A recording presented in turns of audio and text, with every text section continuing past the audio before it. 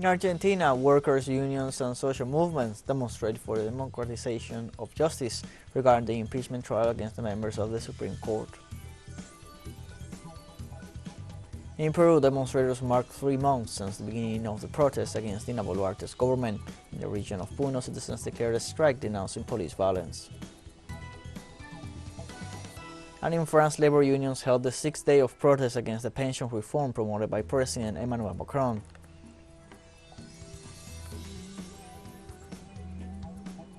Hello, welcome to From the South. I'm Luis Alberto Matos from the teleSUR studios in Havana, Cuba. We begin with the news. Human rights groups, workers' unions, and social organizations in Argentina carried out on Tuesday a demonstration against what they call the judicial mafia. The rally took place in front of the courthouse to call for the impeachment of the members of the Supreme Court. Demonstrators addressed the discrimination and neglect by the judiciary of women and sexual diversities on the occasion of the International Women's Day. Protesters reiterated their rejection of political persecution and the judicial war against Vice President Cristina Fernandez and several political leaders. On the other hand, social and political organizations in Argentina are mobilizing this Tuesday to demand fair food prices, reduction of inflation, and salary agreements, among other demands. Demonstrators are expected to gather at the Ministry of Economy after walking downtown Buenos Aires. Protesters are also asking the government to take measures to revert the plans of the International Monetary Fund and opposition sectors of the country, which are advancing inflationary strategies in the nation. Argentina's government announced measures aimed at dismantling criminal organizations in the city of Rosario. The announcement was made by President Alberto Fernandez during a message to the nation where he said he will send 1,400 federal troops to Rosario to reinforce the fight against drug trafficking and help mitigate violence in the city. The head of state said the soldiers will also carry out planning tasks in popular and residential areas. Fernandez reiterated that the measure seeks to recover order, social life, and security in the city of Rosario.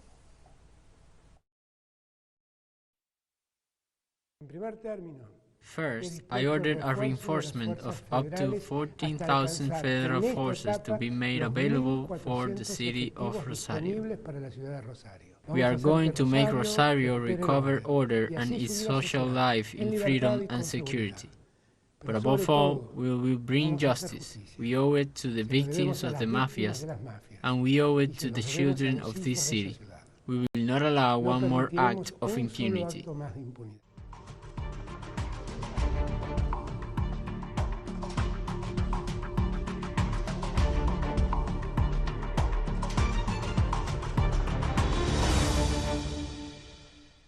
Protests in Peru against Dina Boluarte's government have been taking place for 3 months now, while in the region of Puno, residents declared a dry strike to denounce police violence. Puno's residents say the strike consists of blocking transportation and commercial services as part of the pressing measures against the current executive and to denounce the death during the last days of protests.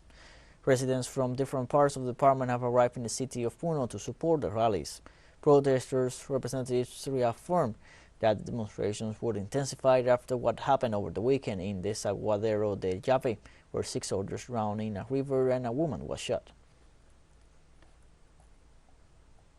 And in the context of the social unrest demanding Boluarte's resignation in Peru, ronderos from at least 7 regions in the north will take part in the second takeover of Lima to be held on March 13th, demanding political changes in the country.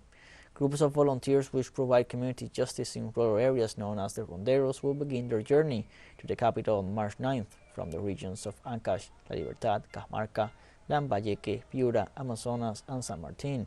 With the initiative, the ronderos will also mark the beginning of a strike led by the community justice groups of the mentioned departments. Among the main demands are the resignation of President Dina Boluarte, the closure of Congress, and a constituent process.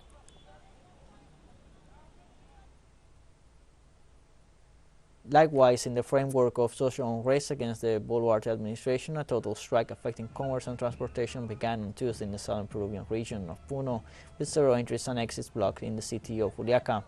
Demonstrators from different districts have gathered in the main square of the city to join the nationwide protests. The strike will continue until Saturday in solidarity with those killed and injured amid the ongoing conflict in the region.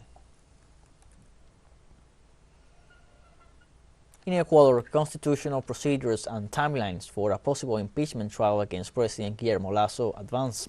From Quito, our correspondent Henry Pillajo with the details. The process for an impeachment trial of President Guillermo Lasso is underway after most members of the National Assembly approved a report prepared by a multi-party commission recommending such a trial.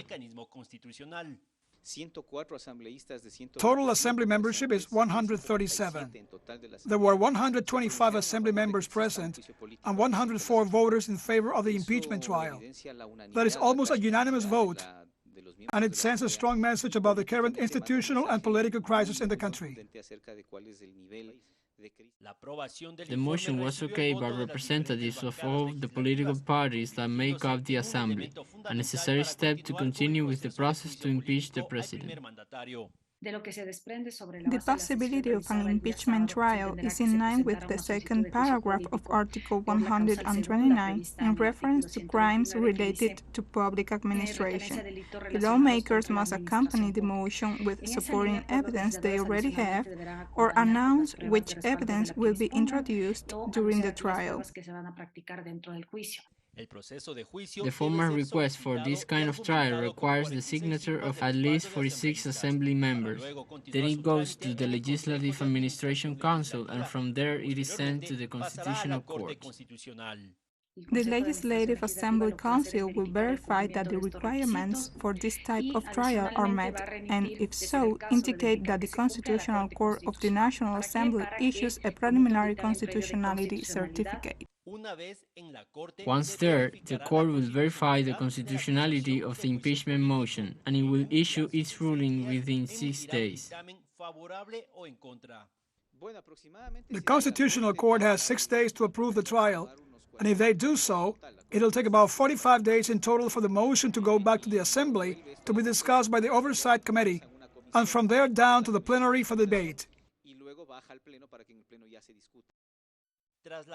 After the approval of the report on the El Gran Padrino case, which alleges crime against public administration, the government immediately lashed out against the Assembly and against those promoting the impeachment trial.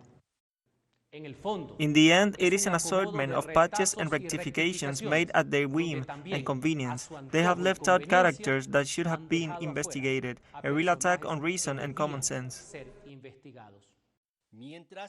This impeachment process is revealing the institutional and credibility crisis of President Lasso's administration. Meanwhile, the likelihood of calls to mobilization as a pressure measure against the government is latent. Henry Pillajo, teleSUR, Ecuador. Let's take a short break, but first remember you can follow us on TikTok, the account at teleSUR English, in which you'll be able to see news in different formats, news updates, and much more. All the stories coming up. Stay with us.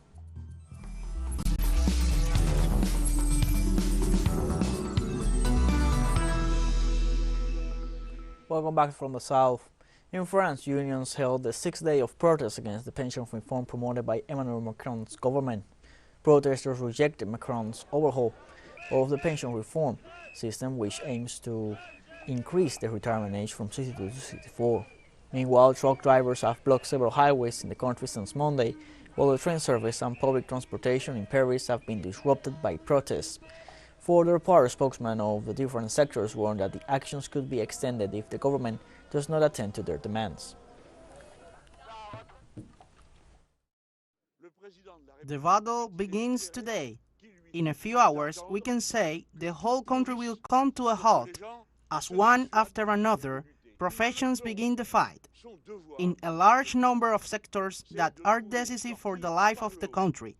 The strike is renewable, and we must expect that tomorrow and the day after tomorrow will be days of very intense and justified social mobilization. Likewise, the French Democratic Confederation of Labor Union chief Laurent Berger hailed as historic the mobilizations held in Paris. This anger, the social anger, the anger of working world faced with unfair reform is still as powerful as ever, and it is manifesting itself today an even more powerful way in the streets. I think that in light of the number of people mobilized, I can say that today we have a historic mobilization compared to the last 40-50 years. The capital city of Tbilisi, Georgia, citizens demonstrated against the law on foreign agents. The mobilizations are taking place following the approval, with 76 votes in favor and 13 against, of the bill on transparency of foreign influence. According to the law, any organization that receives more than 20% of its funding from abroad should be qualified as an agent of foreign influence. Demonstrators claim that with the adoption of this law, Georgia will separate from Europe, while at the same time they denounce repression by police officers. In response, the country's Prime Minister, Irakli Garibashvili, argued that certain organizations in the Eurasian nation have used irregular funds donated from abroad to hold anti-government rallies and provocative acts.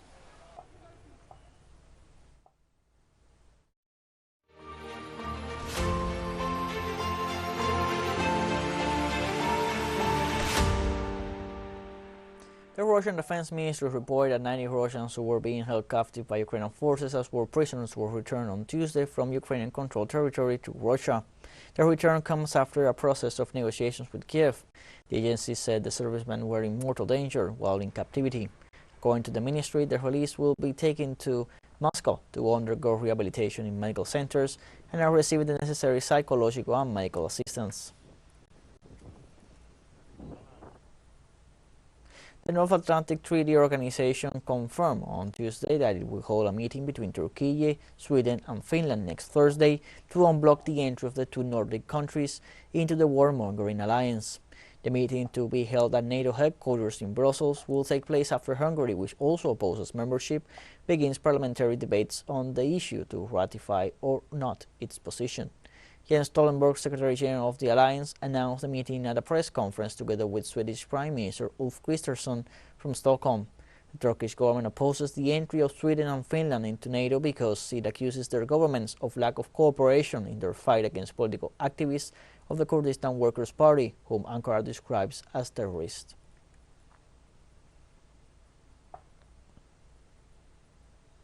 On Monday, Chinese President Xi Jinping publicly criticized the U.S. and its allies for their attempts to contain China by threatening its development during the first session of the 14th National Committee of the Chinese People's Political Consultative Conference. Referring to the past 5 years of the Chinese Communist Party's rule, Xi indicated that they have been extremely unusual and extraordinary. President Xi pointed out that the external conditions for China's development changed drastically, with a significant increase in uncertain and unpredictable factors, especially as Western countries led by the U.S. subjected China to an unprecedented and unpredictable economic crisis. Researchers at the U.S. think tank Quincy Institute for Responsible Statecraft believe that this is the first time Xi Jinping has publicly come out and declared that the U.S. is taking such actions against China.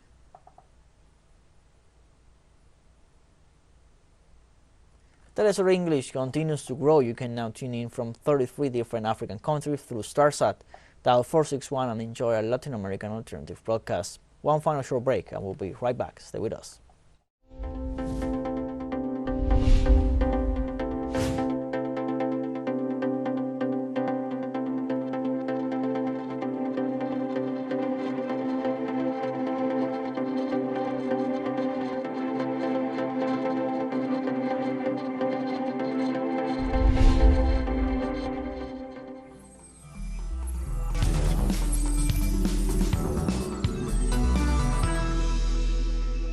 Welcome back from the south.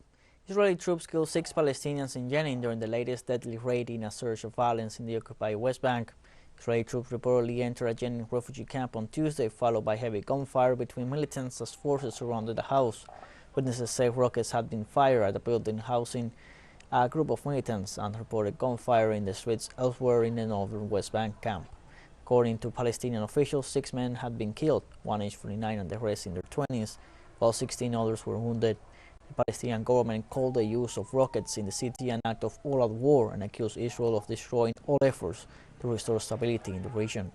Israeli Prime Minister Benjamin Netanyahu said the troops eliminated terrorists who had killed last month 2 Israeli settlers in the West Bank. Attacks between the army and M23 rebels continue in the Democratic Republic of the Congo, despite the ceasefire declared between the two sides on March 3rd. According to humanitarian and hospital sources, fighting between the army and the M23 has resumed on Monday morning on the northern and southern fronts of North Kivu province despite the ceasefire, leaving several civilians dead and wounded. Both sides accuse each other of launching attacks against their positions. These confrontations come after the recent announcement of the failure of all regional initiatives launched to stop the M23 advance in North Kivu. The United Nations High Commissioner for Refugees warns of a growing humanitarian crisis in Somalia as 100,000 people fleeing the conflict in the African nation have crossed the border into Ethiopia since February 6. Representative of the High Commissioner in Ethiopia, Mahmoud Dian Balde, said the host communities have welcomed these families despite being affected by the terrible drought in the region. Many of the arriving families urgently need food and nutritional support, water and sanitation facilities. For about a month now, the Somaliland army has been fighting with clan militias for control of Las Anod, a town controlled by Somaliland since 2008. Somaliland broke away from Somalia 3 decades ago, but the town's local clans support the federal government and wish to be governed by it. People who have crossed have needs. It is people like all of us here who were living our lives and who have been obliged to leave everything behind us to cross the borders. Some of them have found relatives, links with clans, and others do not have those possibilities. They do not have shelters.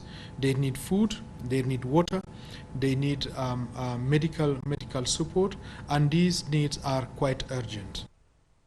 The Director of the Ethiopian Refugees and Returnee Service, Tesfahon Gabasai, praised the solidarity shown by the Ethiopian people towards the refugees despite their own difficult living conditions.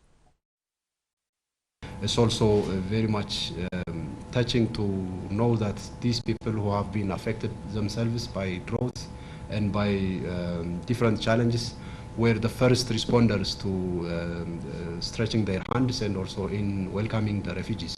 Even before we were able to arrive there, they were the ones who were sheltering them in their homes, who were sharing the minimum food they are having, and also these are people who have shown that solidarity can happen even if you are not in the best condition. A report by the United Nations Children's Fund, UNICEF, warned about the maternal malnutrition in at least 10 African countries.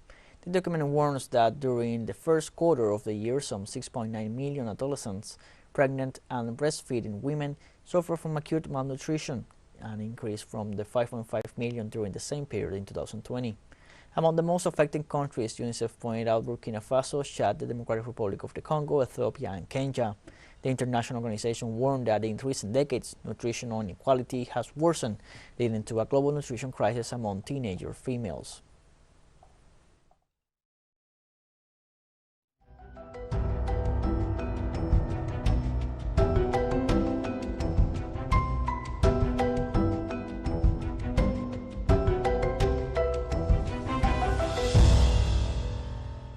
Rescue efforts continue in parts of Malaysia after a season of floods killed at least 5 people and displaced over 40,000.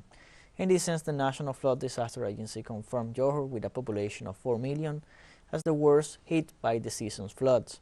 Tens of thousands of its residents have now moved to relief centers in schools and community halls. Meanwhile, experts from the country's meteorological department warned that the wet weather could continue until April. Malaysia, like many of its Southeast Asian neighbors, is vulnerable to seasonal floods. Neighboring Singapore has seen heavy torrential rain since February. In Indonesia, rescuers continue searching for 47 people who are believed to be buried in their houses by landslides that tore through villages on the country's Natuna Islands after torrential rains. Officials also added that at least 10 people were confirmed dead. According to the National Disaster Management Agency, 8 others were pulled alive with injuries, 3 of whom were in critical condition. In this sense, government officials reported that 47 people were trapped in 27 houses that were buried on Monday under tons of mud from surrounding hills. The recent landslides displaced more than 1,000 people who were taken to evacuation centers and other shelters. Likewise, National Disaster Management Agency spokesperson Abdul Muhari said 2 helicopters and several vessels carrying rescuers, medical teams, and relief supplies had departed Jakarta and nearby islands to assist the search. We have come to the end of this news brief. Remember, you can find these and many other stories on our website at telesurenglish.net. Also join us on social media, Facebook, Twitter, Instagram, Telegram, and TikTok. For TeleSUR English, I'm Luis Alberto Matos. Thank you for watching.